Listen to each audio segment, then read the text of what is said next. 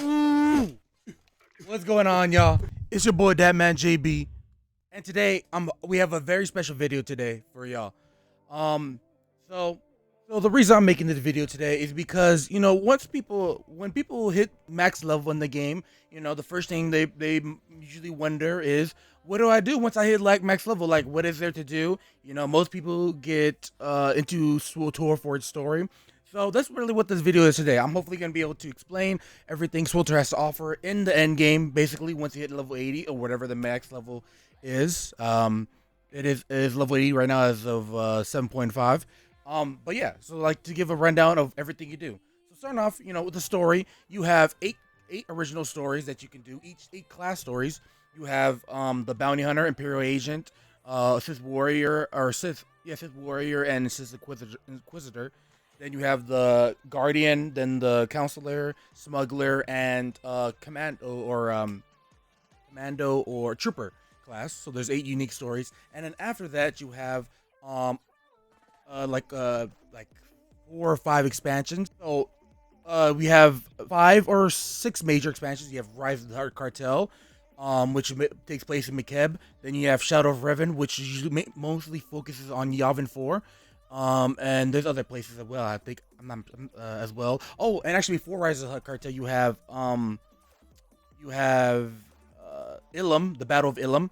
That is another one. Then you have Knights of the Eternal Throne, or Fallen Empire. Then you have Knights of the Eternal Throne. Then you go to Onslaught, and then you have Legacy of the Sith, which we are currently on right now. And pretty soon, we'll have another expansion coming for Legacy of the Sith, which will be 7.6.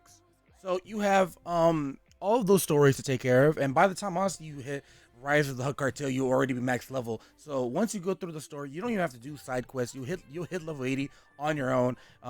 By the time you get to like the second expansion or whatnot, even quicker if you do side quests and the world missions on top of that. Which on top of the class stories, you also have world missions that you could do that pertains to each world.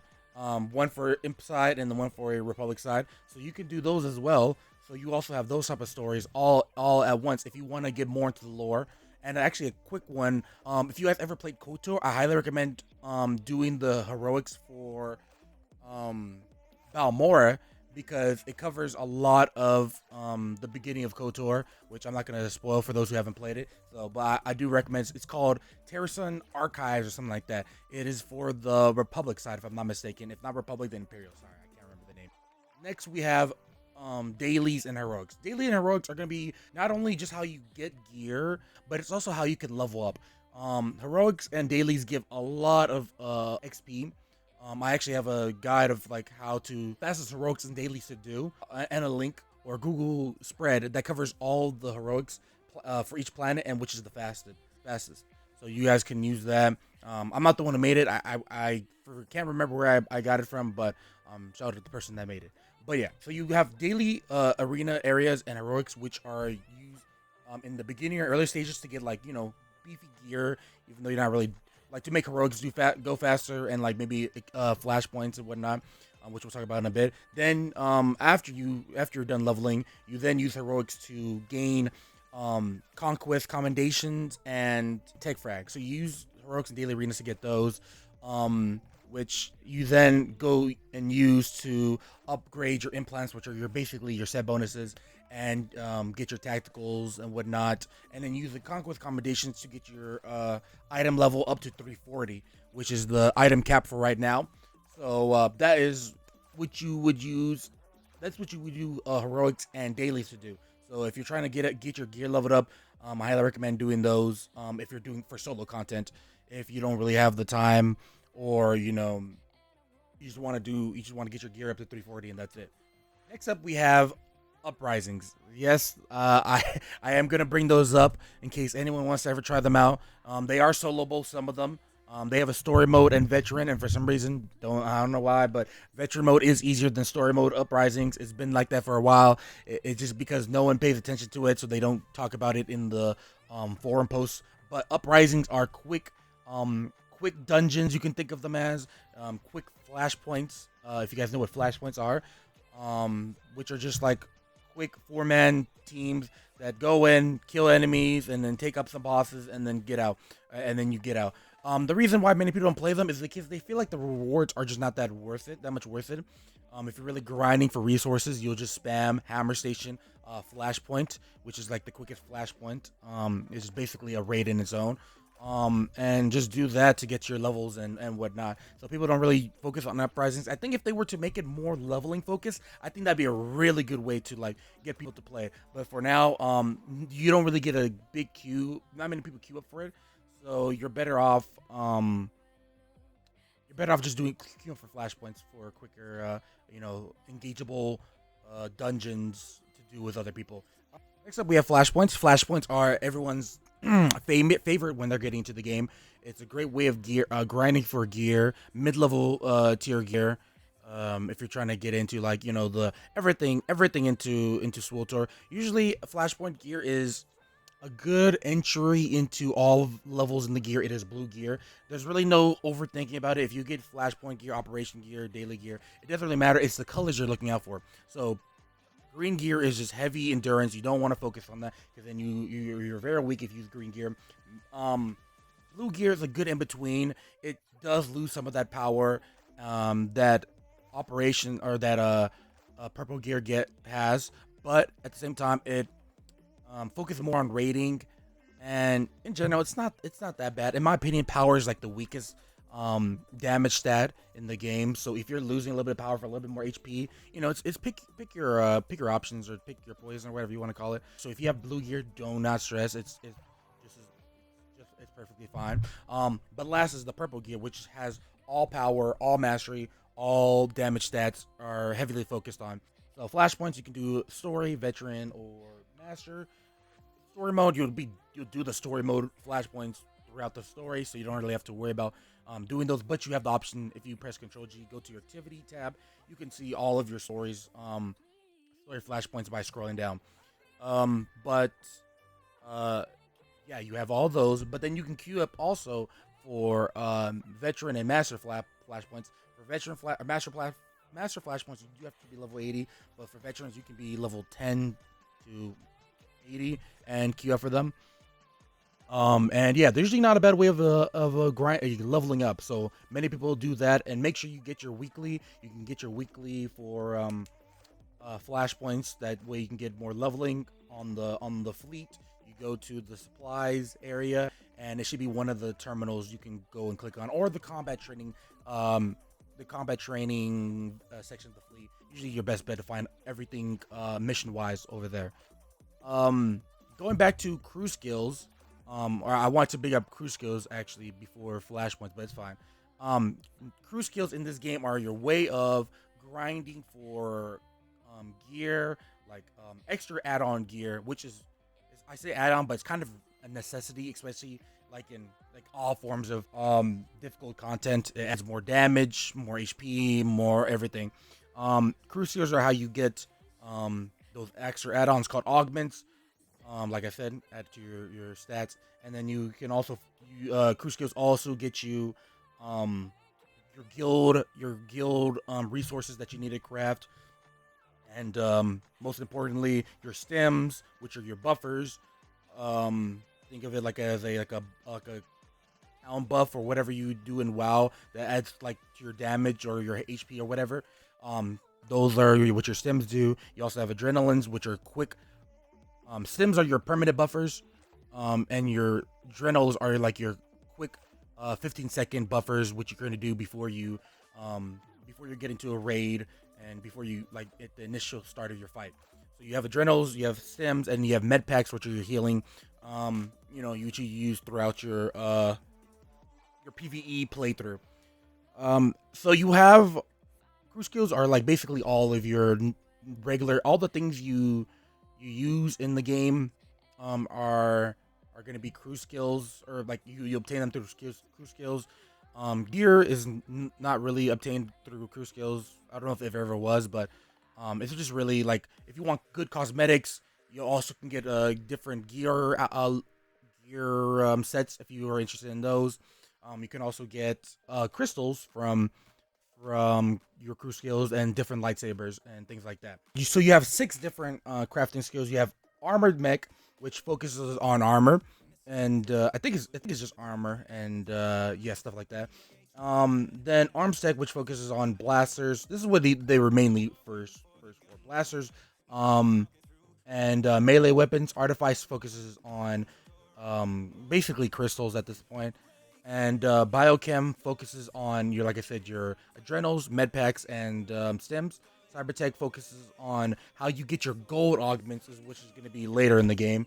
Um, and also grenades, which are used in PvP, and multiple other things. And synth weaving is for armor for force users. So arm tech is for non-force users, and then synth weaving is for non-force users. But the main thing for these crafting skills is that each one, for the most part, have their own augments that you can get from them, which is going to be the main thing you're gonna grind for with these crafting skills.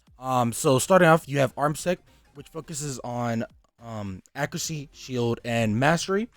Both that's a pretty good crew skill to focus on because accuracy, while it's not needed as much, you just need enhancements.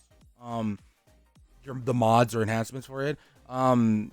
Mastery, or shield, and versatile are two things I definitely see myself using. Armec, which has absorption, alacrity, and those are the main two, or those are the two.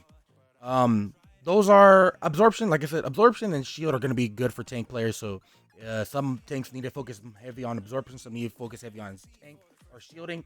So those are good things to usually two good augments to grind for and sell. Alacrity, I do use quite a bit of alacrity augments because I do try and hit exactly the alacrity rating, which is like 21 50. I try and hit 2154 or something like that, or just 2054. Either way, I try and hit that with my alacrity augments.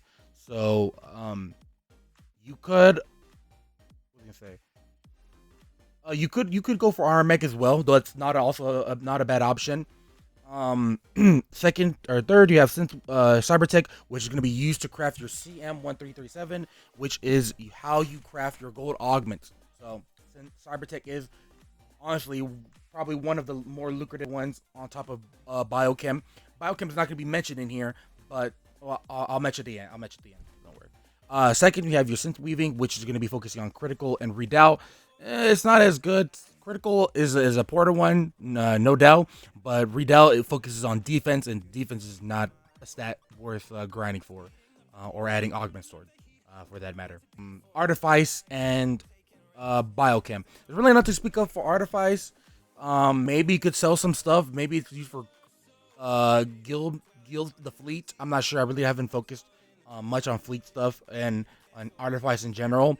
But for biochem, what I can say is biochem is a very good crew skill to focus on because biochem are items that you are constantly using and needing to resupply on, because you're always going to need adrenals, you're always going to need med packs, and you're always going to need stems. Well, at least you're always going to need adrenals and stems. Those are from always in PvP, or always in PvP and PvE as well. Always going to be needed. Things you're going to have constantly on, and you have to reapply every 6 or 8 hours. So biochem is not a bad craft crew skill to focus on if you're interested in trying out crew skills, whether to grind for credits, um, craft things of your own, or buy things on the market. Biochem is not a bad one to start off with. And definitely, and also you have all the gathering skills and mission skills. Bioanalysis is going to be your bread and butter. But that is for crew skills. If you guys are interested in that, next up, let's go ahead and head on to the final part of PvE that you can touch on once you level 80. So, we have, once you hit level 80, you have the option to do operations.